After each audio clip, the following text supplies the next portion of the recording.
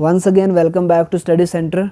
तो आज की इस वीडियो में हम बात करेंगे कि जो आज पूरे दिन जेके एसएसबी और एपटेक का जो कोर्ट केस है, जेके एसएसबी ने जो कॉन्ट्रैक्ट दिया था एपटेक को 1 साल के लिए एग्ज़ाम कराने का, उसके बारे में जितनी भी आज दिन चीज़ें चली, जितने भी डिस्कशंस चली, आप ट्विटर पे जाके देख लीजिए, फेसबुक पे, यूट्यूब पे, हर जगह आपको एक ही चीज़ मिलेगी, एपटेक या जेके एसएसबी। जो इंडिया के टॉप एजुकेटर्स हैं उन्होंने भी ट्वीट करके बोला जेके एसएसबी को कि जो आपने एपटेक एक ब्लैक लिस्टेड कंपनी को कॉन्ट्रैक्ट दिया है उसको वापस कर लीजिए। इसके अलावा कुछ पॉलिटिशियंस ने भी ट्वीट करके यही बात बोली। उसके अलावा और भी बहुत से जम्मू कश्मीर के लोग हैं जिन्होंने ये बोला कि आप इसको कॉन्ट्रैक्ट को वापस लीजिए। जम्मू एंड कश्मीर के जो यूथ है, इनका जो फ्यूचर है उसको और ज़्यादा अंधेरे में ना धकेलिए। देखिए, लेकिन ये सब चीज़ें अपनी जगह ठीक है। इसके अलावा जो यूथ अगेंस्ट करप्शन चल रहा है जम्मू एंड कश्मीर में, वो भी बहुत अच्छा है। उन्होंने सबसे अच्छा स्टेप ये लिया कि वो हाई कोर्ट में गए, क्योंकि ये कैंडिडेट्स का फंडामेंटल राइट है। जब उनका फंडामेंटल राइट वायलेट होगा, जाहिर सी बात है वो जाएंगे, या उनको जब कुछ गलत लगा तो उनके पास जुडिशरी का एक रास्ता है, तो वो गया। ये सब चीज़ें बिल्कुल ठीक है। लेकिन अब देखिए, इस सब चीज़ों के दरमियान, इन सब चीज़ों के बीच में प्रॉब्लम क्या आ रही है? इस सब चीज़ों के दरमियान जो सफ़र कर रहे हैं ना, वो कर रहे हैं डिज़र्विंग कैंडिडेट्स। 2-3 तरह से यहाँ पे कर रहे हैं डिज़र्विंग कैंडिडेट सफ़र। देखिए कैसे। पहली चीज़, सबसे पहले फाइनेंस अकाउंट असिस्टेंट का एग्ज़ाम हुआ था, उसके बाद जेई का एग्ज़ाम हुआ था, उसके बाद जेकेपीएसआई का एग्ज़ाम हुआ था। ये मेजर 3 रिक्रूटमेंट्स हुए थे इन द ईयर 2022 में। तो इनमें बहुत से ऐसे कैंडिडेट्स थे जो स्कैम से आए थे, और बहुत से ऐसे कैंडिडेट्स थे जो अपनी मेहनत से आए थे। जो अपनी मेहनत से आए थे उन्होंने 6-6 महीने, उन्होंने 1-1 साल या उन्होंने 2-2 साल प्रिपेयर किया था, और फाइनली इन 3 एग्ज़ाम्स में लिस्ट में आ गए। अब देखिए, जब एग्ज़ाम स्क्रैप हुए, जब ये तीनों रिक्रूटमेंट स्क्रैप हुई, lieutenant governor of Jammu and Kashmir ने बोला कि आज के बाद जो करप्शन है उसको हम ख़त्म करेंगे, इसीलिए हम इस एग्ज़ाम को स्क्रैप कर रहे हैं। अब देखिए, जिस कैंडिडेट्स ने 2 महीने, जिस कैंडिडेट्स ने 6 महीने, जिस कैंडिडेट्स ने 1 या 2 साल बहुत ज़्यादा मेहनत से पढ़ा होगा, अगर वो सिलेक्शन लिस्ट में आ गया स्कैम के बावजूद भी, जब उसकी लिस्ट स्क्रैप हो गई, तो सफ़र कौन करेगा? वही कैंडिडेट जिसने बहुत ज़्यादा पढ़ा होगा 2 साल से, जिसने बहुत अच्छी मेहनत की होती 2 साल से, सबसे ज़्यादा सफ़र वही करेगा वहाँ पे। मैं यहाँ पे कहना क्या चाहता हूँ? मैं यहाँ पे ये कहना चाहता हूँ कि आज तक जम्मू एंड कश्मीर में जो भी हुआ, चाहे वो करप्शन के अगेंस्ट चीज़ें हुई या जो कोर्ट केस हुई, हर जगह जो सफ़र किया ना, वो कैंडिडेट ने किया। और किस कैंडिडेट्स ने किया? जो डिज़र्विंग कैंडिडेट्स थे। देखिए, सबसे पहले जो स्क्रैप हुआ एग्ज़ाम, तो कहीं ना कहीं जम्मू एंड कश्मीर एडमिनिस्ट्रेशन ने करप्शन को दूर करने के लिए किया, लेकिन अगेन सफ़र जो सबसे ज़्यादा हुई ना, वो डिज़र्विंग कैंडिडेट्स हुए। दूसरी बात, चलो डिज़र्विंग कैंडिडेट्स थोड़े बहुत सफ़र हुए, लेकिन स्कैम बोला गया कि आज के बाद नहीं होगा। तो जम्मू एंड कश्मीर की जो डिज़र्विंग कैंडिडेट्स थे, जो पढ़ रहे थे, उन्होंने खुद को एक बार फिर से बेवकूफ़ बना के प्रिपरेशन कंटिन्यू कर दी। उन्होंने बोला कि चलो आज के बाद जम्मू कश्मीर में स्कैम नहीं होंगे, हम एक बार फिर से पढ़ना स्टार्ट करते हैं और एग्ज़ाम होंगे। उसके बाद एग्ज़ाम जल्दी होने चाहिए थे, क्योंकि कैंडिडेट्स पहले ही बहुत ज़्यादा सफ़र कर गए थे, अब और सफ़र नहीं करना चाहिए थे। लेकिन अराउंड उसके बीच में जब ये एग्ज़ाम स्क्रैप हुए और दोबारा से जो एग्ज़ाम हुए, कम से कम 1 साल का वक्त लग गया बीच में।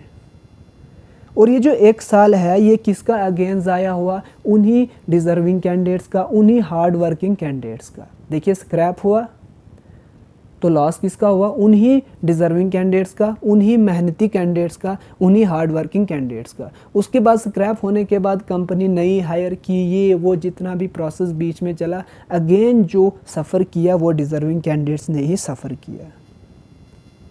तो यहाँ पे जो पहली 2 चीज़ें हुई, दोनों में कहीं ना कहीं हमने देखा जो एट द एंड सफ़र किया सबसे ज़्यादा, वो उन्हीं हार्ड वर्किंग कैंडिडेट्स ने किया। उसके बाद 1 साल जब कोई भी एग्ज़ाम नहीं हुआ, जिन कैंडिडेट्स ने पहले 2-2 साल से, 3-3 साल से एंजाइटी डिप्रेशन में चल रही थी कि एग्ज़ाम कब होंगे, उनका 1 और साल सक्सेसफुली वेस्ट हो गया, और ज़्यादा प्रॉब्लम में कैंडिडेट्स आए। उसके बाद दिया गया कॉन्ट्रैक्ट एक ब्लैक लिस्टेड कंपनी को। जब ब्लैक लिस्टेड कंपनी को कॉन्ट्रैक्ट दिया तो फिर से लग गए पढ़ने बच्चे। फिर जब एग्ज़ाम हुआ, जैसे जेकेपीएसआई का एग्ज़ाम हो गया, अब देखिए आज श्योरिटी फिर भी नहीं है कि क्या ये एग्ज़ाम स्टैंड करेगा या नहीं करेगा। तो देखिए यहाँ पे कितने ज़्यादा कन्फ्यूजन चल रही है। जो बच्चे पढ़ रहे हैं वो कहाँ से पढ़ेंगे? पढ़ रहे हैं, पढ़ के एग्ज़ाम दे रहे हैं, एग्ज़ाम दे के स्क्रैप हो रहे हैं, स्क्रैप हो के दोबारा से एग्ज़ाम दे रहे हैं, दोबारा से एग्ज़ाम देने के बाद फिर से करप्शन हो रहा है। तो ये सब चीज़ें आखिर कब तक चलेंगी? देखिए, करप्शन मेन चीज़ है यहाँ पे। करप्शन जब तक जम्मू एंड कश्मीर से बाहर नहीं निकलेगा, कंपनीज़ को चेंज करने से, एग्ज़ाम स्क्रैप करने से कोई भी सोल्यूशन आने वाला नहीं है, कुछ भी सॉल्व होने वाला नहीं है इन सब चीज़ों से। अब देखिए, चलिए जो एपटेक कंपनी है उसको सेलेक्ट कर लिया गया दोबारा से, तो जो कैंडिडेट्स है वो गए सीधे कहाँ, हाई कोर्ट, और बोला कि जो ब्लैक लिस्टेड कंपनी है उसको आकर टेंडर क्यों दिया। तो हाई कोर्ट में केस चला, अच्छी बात है, गए क्योंकि डिज़र्व करते थे, क्योंकि इस तरह की चीज़ें नहीं चलनी चाहिए। तो जाहिर सी बात है ऑनरेबल हाई कोर्ट ही इस चीज़ पे बेटर फैसला दे सकता है। तो आज जो जजमेंट है वो कहाँ पे है, वो है हाई कोर्ट में, ऑर्डर हाई कोर्ट के पास है, और विद इन ए वीक कहीं ना कहीं हाई कोर्ट जो है वो अपना वर्डिक्ट दे देगा। देखिए, अब हमारे पास एक ही उम्मीद है कि जो honourable high court of Jammu and Kashmir and Ladakh है वो ऐसा कोई जजमेंट दे, वो ऐसा कोई फाइनल वर्डिक्ट दे जिससे जो डिज़र्विंग कैंडिडेट्स है, जो हार्ड वर्किंग कैंडिडेट्स है, वो और ज़्यादा सफ़र ना करे। क्योंकि अगर देखिए यहाँ पे दो पॉसिबिलिटीज़ है, अगर एपटेक कंपनी को हटा दिया, Jammu and Kashmir high court ने अगर एपटेक कंपनी को हटा दिया, एग्ज़ाम्स कंटिन्यू कराने नहीं दिए, तो फिर से आप मान के चलिए 4 से 5 महीने के बाद एग्ज़ाम होगा, और ये 4 से 5 महीने अगेन किसके ज़ाया होंगे, उन्हीं हार्ड वर्किंग कैंडिडेट्स का। मतलब कि 4-5 महीने में कोई भी एग्ज़ाम नहीं होगा, जो एग्ज़ाम पिछले साल होने वाला था वो इस साल भी नहीं हुआ। और अगर आज एपटेक को चेंज कर लिया गया तो अगले 5-6-7 महीने मान के चलिए कोई भी एग्ज़ाम नहीं होगा। अगेन कौन सफ़र करेगा, deserving candidates of Jammu and Kashmir, hard working candidates of Jammu and Kashmir. पहली प्रोसेस। दूसरा, अब अगर एपटेक को ही कंटिन्यू करा दिया गया, कल जब एग्ज़ाम हो जाएगा, एग्ज़ाम के बाद देखा जाएगा कि स्कैम हो गया है फिर से, तो फिर क्या होगा, अगेन जो एग्ज़ाम्स होंगी, अगेन जो रिक्रूटमेंट्स होंगी, उनको स्क्रैप कर दिया जाएगा। फिर से वहाँ पे कहीं ना कहीं सफ़र कौन करेगा, अगेन वही कैंडिडेट जो हार्ड वर्किंग कैंडिडेट होगा। अब देखिए, जब पहली बार एग्ज़ाम हुआ, बोला गया स्कैम है, स्क्रैप कर दिया गया। अब अगर स्कैम हुआ तो स्कैमर्स किधर है? स्कैमर्स तो कहीं दिख ही नहीं रहे हैं, उन्होंने तो कुछ सफ़र किया ही नहीं, उन्होंने पैसे दिए थे, क्या पता आगे वो और दे देंगे। जो एक बार फिर से यहाँ पे मेन चीज़ देखने वाली है वो है कि जो जम्मू एंड कश्मीर के यूथ है उनका और ज़्यादा टाइम वेस्ट ना हो। ऑनरेबल हाई कोर्ट से हम एक ही ये रिक्वेस्ट कर सकते हैं कि प्लीज़ आप ऐसा कुछ डिसीजन दीजिए जिससे जो जम्मू एंड कश्मीर का यूथ है और ज़्यादा सफ़र ना करे, क्योंकि ऑलरेडी इतना ज़्यादा सफ़र कर चुका है जम्मू एंड कश्मीर के जो यूथ है, जो हार्ड वर्किंग कैंडिडेट्स है, स्कैमर्स की वजह से, इन कंपनीज़ की वजह से, जिस भी वजह से। लेकिन प्लीज़ कोई ऐसा डिसीजन आप देना, इसकी बार देना कि और ज़्यादा सफ़र ना करे जम्मू एंड कश्मीर के यूथ।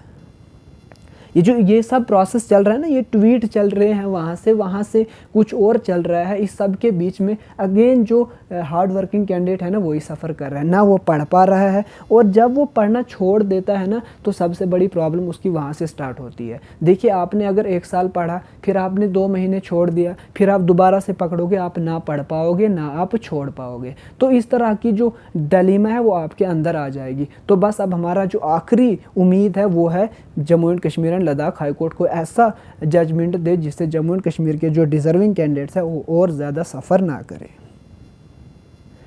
इन सब चीज़ों के दरमियान, इन सब प्रॉब्लम्स के दरमियान, इन सब डिस्ट्रक्शंस के दरमियान मैं आपको एक ही सजेशंस कर दूंगा कि अभी तक ना ही Jammu and Kashmir high court ने स्टे का ऑर्डर दिया, ना ही स्क्रैप का ऑर्डर दिया, कोई भी जजमेंट नहीं दिया। जब तक जजमेंट नहीं दी, आप यही मान के चलिए कि 16 को एग्ज़ाम होगा, 16 से आपका एग्ज़ाम स्टार्ट होगा। आप इसी हिसाब से पढ़िए, और जो रूमर्स है ना, प्लीज़ रूमर से थोड़ा दूर रहिए, क्योंकि ये आपका टाइम वेस्ट कर देंगे। आप कंटिन्यूसली पढ़िए, क्योंकि नॉलेज इज़ पावर। आपने अगर नॉलेज ले ली ना तो आप कुछ भी कर सकते हो। ज़रूरी नहीं है JKSB का एग्ज़ाम, और भी एग्ज़ाम्स होते हैं, JKPSC एग्ज़ाम कराता है, SSC एग्ज़ाम कराता है, CGL एग्ज़ाम कराता है, वहाँ पे भी आप अपेयर हो सकते हो। अपना टाइम वेस्ट मत कीजिए, क्योंकि टाइम को आप कहीं भी यूटिलाइज़ कर सकते हो। ज़रूरी नहीं आप JKSB के एग्ज़ाम के लिए ही टाइम को यूटिलाइज़ करोगे, आप चाहोगे तो टाइम को आप कहीं और भी यूटिलाइज़ कर सकते हो। लेकिन टाइम को वेस्ट मत कीजिए ट्वीट्स पढ़ने में, टाइम को वेस्ट मत कीजिए रूमर्स फैलाने में, टाइम को वेस्ट मत कीजिए रूमर्स सुनने में,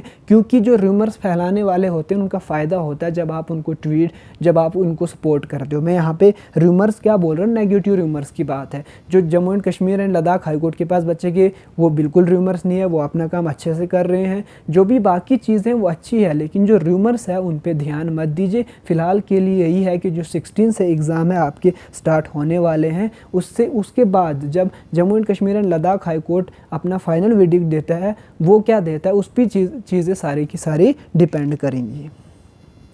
तो यही चीज़ मैं आप तक पहुंचाना चाहता था, क्योंकि मैंने भी जब भी मैंने व्हाट्सएप खोला, मैंने फेसबुक खोला, मैंने ट्विटर खोला, तो हर जगह यही डिस्ट्रैक्शंस चल रही थी। और एक ट्वीट के नीचे 5-5, 6-6 हज़ार को नीचे ट्वीट्स आप लोगों के थे, तो जाहिर सी बात है आप कहीं ना कहीं डिस्ट्रैक्ट हो रहे हैं वहाँ की तरफ अपनी पढ़ाई को छोड़ के। तो प्लीज़ इन सब चीज़ों को बंद कीजिए। Jammu and Kashmir Ladakh high court अपना काम कर रहा है, जो अथॉरिटीज़ है वो अपनी अपनी जगह अपना काम कर रहे हैं। आपका अपना काम है स्टडी, तो प्लीज़ स्टडी पे फोकस कीजिए। तो इतना ही मेरे मेन जो वीडियो था वो उसका यही मकसद था कि आप अपना टाइम वेस्ट मत कीजिए। तो आज की वीडियो में इतना रखते हैं, मिलते हैं नई वीडियो में, तब तक के लिए अपना ख्याल रखिएगा। Thank you so much.